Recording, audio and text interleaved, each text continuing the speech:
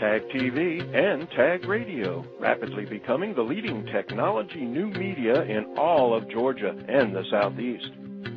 This edition of Tech Talk is brought to you by Integrated Learning Services, integratedlearningservices.com. Wait, worry, or take control. At integratedlearningservices.com, increase sales, productivity, and client retention. Lower training costs. integratedlearningservices.com. Are you a CEO, or are you planning on a C-level position sooner than later? Well, if you're looking for a career fast track to that C-level office success, this Tech Talk is especially for you. What is the difference between successful and unsuccessful companies? Is there really a single factor to driving business growth? Greetings, everyone. It's Tuesday, May 18, 2010, and this is Tech Talk with Technology Association of Georgia President Tino Mantella. An Atlanta CEO Boot Camp. That's right, an exclusive 2-day advanced training for CEOs, CEO wannabes, and entrepreneurs. Focusing on the C-level. This Tech Talk has Tino going inside business with leading authority on senior management how-to and the boot camp renowned trainer, President and CEO of C-Level Enterprises, Bob Norton. For over 2 decades, Bob has been a CEO himself, having grown 2 companies to over $100 million in sales, helped launch 8 startup companies, and has launched over 30 new products. His experience spans all key disciplines, from how to start to how to grow, all the way to the best exit strategy. With proven expertise in both deep technical issues to strategic planning, his multidisciplinary experience has led to his industry's recognition for effective leadership in driving success and in solving problems. Mark your calendar. The Atlanta CEO Boot Camp is this June 23rd and 24th. And now Tino speaks with a man with the enlightened insights to that C-level success, President and CEO of C-Level Enterprises, Bob Norton. Bob, thank you for joining me on Tech Talk today. Thank you. Glad to be here. Well, let's jump right in. You've been on our program before, and always insightful information. I know our listeners have commented that they enjoy hearing from you and your insights. And it's been great to have a partnership with you. And I know you're going to be back down here for the CEO Boot Camp on June 23rd and 24th. Yep, that's right. We'll be doing our normal 2-day intensive training for CEOs and other senior executives that would like to be a CEO or second in command. Well, this is some people have called your session that have attended it and come back to me with their review. First of all, they say it's terrific, and then secondly, they talk a little bit about drinking from a fire hose, because I know you cram a lot in the 2 days, and I think that's probably what the busy CEOs enjoy most, that they're getting a lot of information in a short period of time. Yeah, we tell everyone and warn them up front. That's why we call it a boot camp. It's very intensive, and we probably have twice as much information per hour as the typical seminar, but the CEOs appreciate that because they really can't get away from the office for 4 days in a row. So we give them as much value as we can in a short period. So just going into more of a philosophy, I guess, is what's the difference between a successful, unsuccessful companies in terms of philosophy and approach to the business? Well, if we define successful as kind of the ability to grow big and rapidly, which of course is a function of the market opportunity, I would say the most successful businesses are the ones that not only innovate and differentiate, but also work to set up systems so that the business can scale. And you find that many businesses, will go sideways once they reach a certain level of $1 million or a certain number of employees, because the skills that are required to take a company, to 20 and 30 and 40 and 50 employees are very different than the skills that are required to run a hands-on company. We all learn to manage people, kind of one-on-one in our youth, just from interacting with people and having body language and those sorts of things. But when you're managing a business and trying to turn it from, just a job and a bunch of working together into a scalable business. You've got to carve out a niche which is differentiated, and you've got to systematize what you're doing so that it's measurable and repeatable and trainable.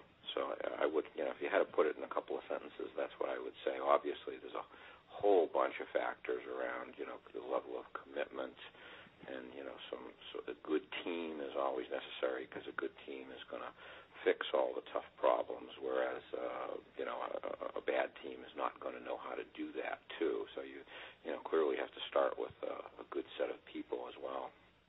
Well, it's interesting. TAG has started an economic gardening program that focuses on this, basically out in the Savannah area, and this was prompted by a study that we did a year or so ago that Georgia companies, and I know it applies to a number of states, California, Massachusetts actually did quite a bit better than we did, but after 4 years in business, companies that had gotten over 10 employees was only about 13% as compared to Massachusetts and California that had about 25%.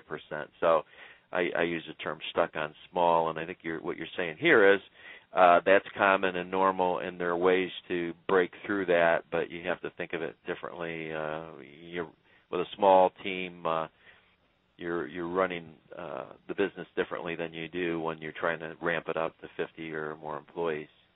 Yeah, absolutely. We talk about 5 styles of management, and micromanagement of hands-on managing individuals is what's easy to learn. But then you go to management by objective, which sets very clear goals for people and begins to stretch their thinking long term, and what's called management by exception, where only when you have the systems and the measures and the metrics in place can you operate in that fashion.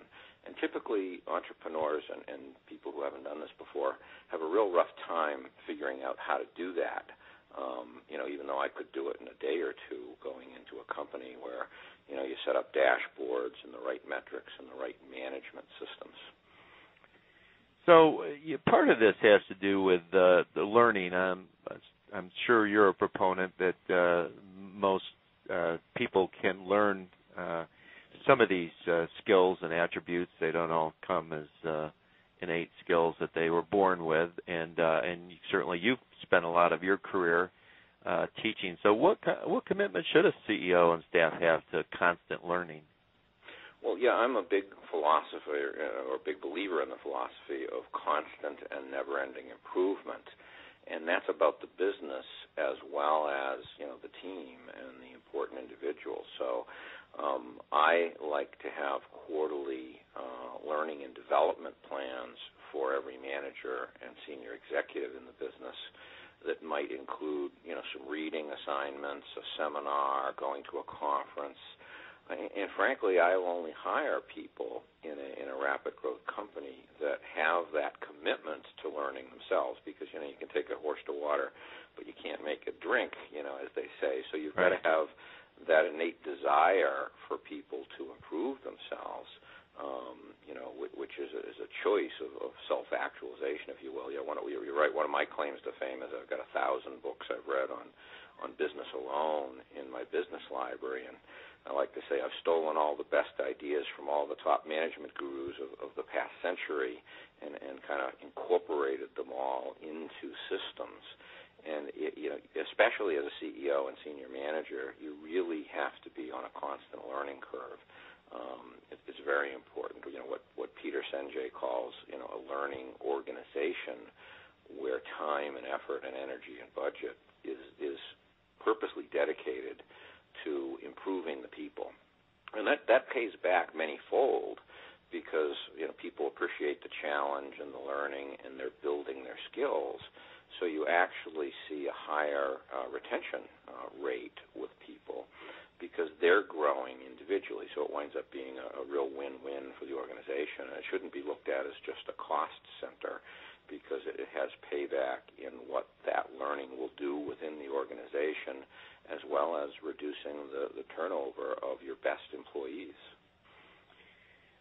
I know there's so many factors, and you've touched on a few of them too, that drive business growth. If you had to pick out one, Bob, one single factor that's most important in driving business growth, I guess I should ask two questions. One, is there a single most important factor, and then what is it?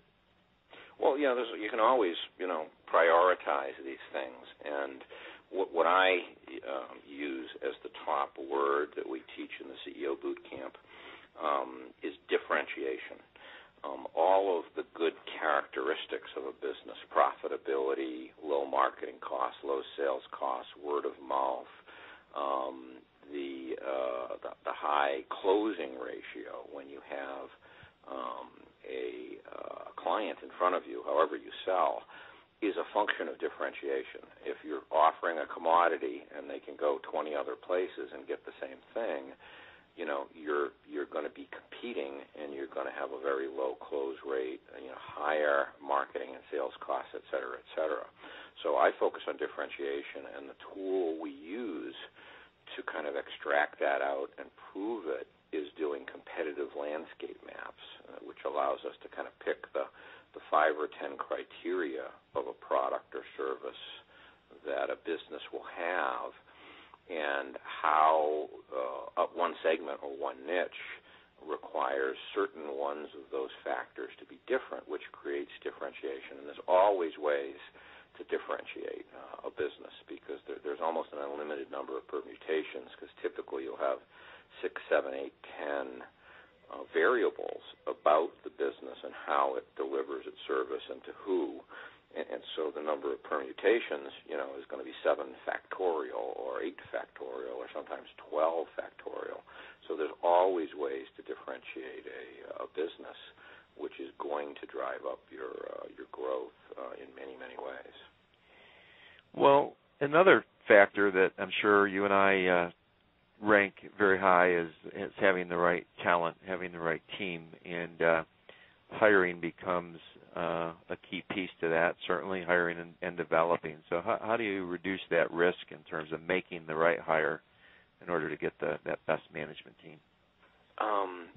That's obviously a tough one with many variables, and team is number one. Kind of like in real estate, it's location. Well, right. in a company, it's team. And that usually means the senior management team, because that's where the leverage in decisions are, and if they're good, they're going to bring in other people under them. And what I find is the most common mistake in hiring is not understanding where the new employee came from, especially their experience in terms of the stage of development they're working with. Probably a month doesn't go by that I don't help a client that hired someone from a big company to work at a small company and had all kinds of problems with that culture shock, such that the hire failed.